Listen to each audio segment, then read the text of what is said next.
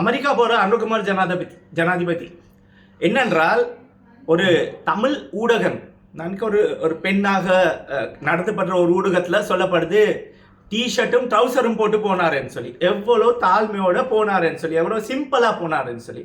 அப்போ மற்றவங்க என்ன கேபிட்டலாக போகிறாங்களா?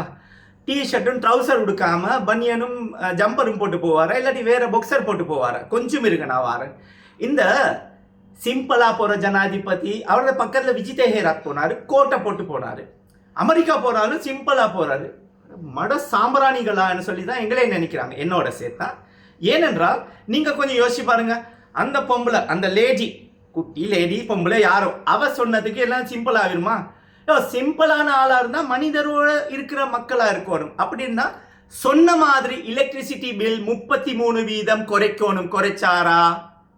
இல்லை. பெட்ரோல் 150 ரூபா, டீசல் 150 ரூபா களவு போகுது, குறைச்சாரா? இல்லை.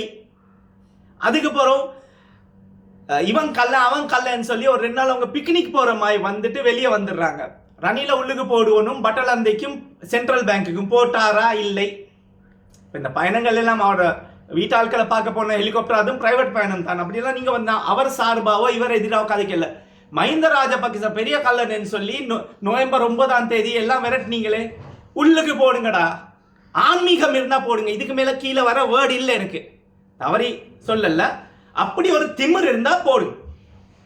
சரி, கோட்டாபயன் டிஷர்ட் போட்டு தான் சுத்திக்கிட்டு இருந்தாரு, விரட்டி விட்டீங்க தானே. விரட்டும் போது டிஷர்ட் போட்டாரு, சிம்பிள் கேபிட்டல் எங்களோட இருக்காரு, எங்களோட உம்மோட சின்னம்மாட உம்மாட மாப்பிள்ள அப்படின்னு ஒன்றும் இல்லை.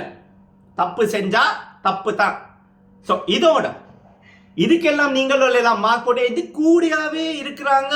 மந்த புத்திக்க லெவல்ல இருக்கிற சில முஸ்லீம்களும் இருக்காங்க. சில முஸ்லீம்கள் உங்களுக்கு சொன்னா கொச்சிக்காப்படும். முதல்ல எலக்ட்ரிசிட்டி பில்ல குறைங்க. களவுகள் என்ன களவு நிப்பாட்டு இருக்கு? கஸ்டம்ஸ்ல கரப்ஷன் இல்லையா? கொமிஸ் அடிக்கிறாங்க இல்லையா?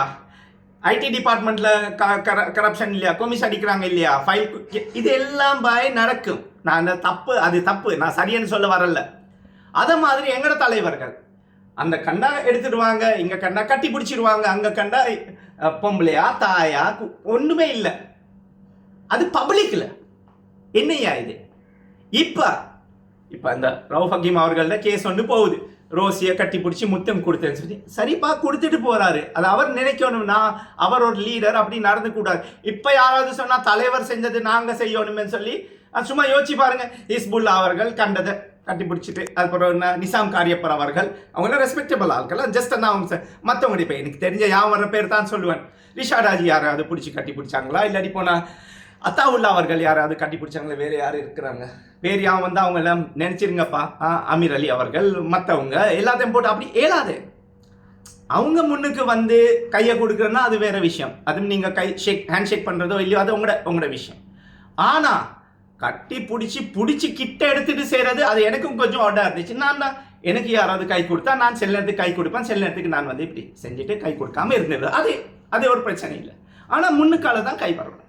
ஸோ இந்த மாதிரி இருக்குது. இப்போ அனுகுமார் திசாநாயகோட விஷயத்துக்கு வந்தால் தமிழில் ஒரு பழமொழி இருக்கு, தப்பா இருந்தால் கமெண்ட்ஸில் போடுங்க.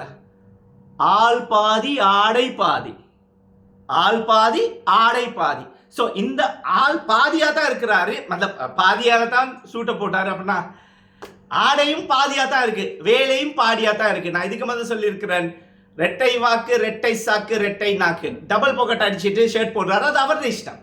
நான் இந்த ஸ்டைலில் நான் உடுக்கிறேன், நான் கம்பேர் பண்ணுறதில்லை, கம்ப்ளைண்ட் பண்ணுறதில்லை. ஜனாதிபதி அவர்கள் மீட்டிங்ஸ் வச்சாங்கன்னா மற்றவங்க எல்லாம் டை சூட் கோட் எல்லாம் போட்டு வருவார், இவர் சும்மா 2 ஷர்ட்டை போட்டு. செல்லதுக்கு நான் ஜனாதிபதி தேடுவேன், யார் அப்பதான் விளங்குனாரு அங்கே இருக்கிறாருன்னு சொல்லி. இப்போ கம்பெனியில் இருக்கிற செக்ரட்டரியோ, அசிஸ்டண்ட்டோ, எக்ஸிகூட்டிவோ, ஜூனியர் எக்ஸிகூட்டிவோ, பியனோ, அந்த மாதிரி உடுக்கிற உடுப்பு எல்லாம் எங்களுக்கு சரி வராது. சைனீஸ் எம்பசடரை சந்திக்க போது ஏன் அவர் சூட் போட்டாரு? அப்படின்னா பொதுமக்கள் புட்டின் லெவலுக்கு அவர் இருக்கிறார் இல்ல, அது புடின் எங்கட புடினோ தெரியாது. புடின் வட்லாப்பம் இந்த மாதிரி ஒரு ஹசரத் ஒரு ஷேக் ஒருத்தர கண்ணன் டிஷர்ட்டும் ஜீன்ஸும் போட்டு நல்ல பயன் பண்றாரு, பரவாயில்ல, அது அவருக்கு கொடுக்கணுமே. அவரை ஒழுக்கமா இருந்தா போதும். ஸோ இப்போ நான் சொல்ல வாரது என்னென்றால், இந்த இவர் போனதுக்கு முதல்ல எலக்ட்ரிசிட்டி பில்லை குறைக்க சொல்லுங்க. உங்களோட ஆட்கள், நான் தான் ஓட் போடல, இந்த அந்த பொது தேர்தலில் நான் ஓட் போடலை, சொல்லணுமே, உண்மை சொல்லணுமே. நான் கண்டெஸ்ட் பண்ணேன், இப்போ விளங்குது தானே. அவுளியாக்கள்மா இருக்கிறவங்க ஒவ்வொருத்தர் அசெட் பார்த்தீங்களா 27 கோடி. புள்ள பெரிய புள்ள மகள் பெரிய புள்ள ஆவினா அதுக்கு கிடைச்சதுனால 22 லட்சம் 25 லட்சம் எல்லாம் போட்டு அந்த 16 லட்சம் ரூபாய்க்கு விச் கார்டு கொடுத்தேன்னு சொன்ன சம்மந்த வித்யாரத்னம் யாரோட பேர் தப்பாக இருந்தால் மன்னிக்கணும். அந்த அவர் சொல்லி இப்படியெல்லாம் அவங்களோட மாடாக்கியிருக்கிறாங்க. ஜெப்பனுக்கு மாலிமாவுக்கு ஓட் பண்ணுறவங்கள ஒருத்தர் சொல்கிறாரு சத்துராங்கா பேசிங்க 12 லட்சம் சம்பளமா விட்டு வர்றதுக்கு.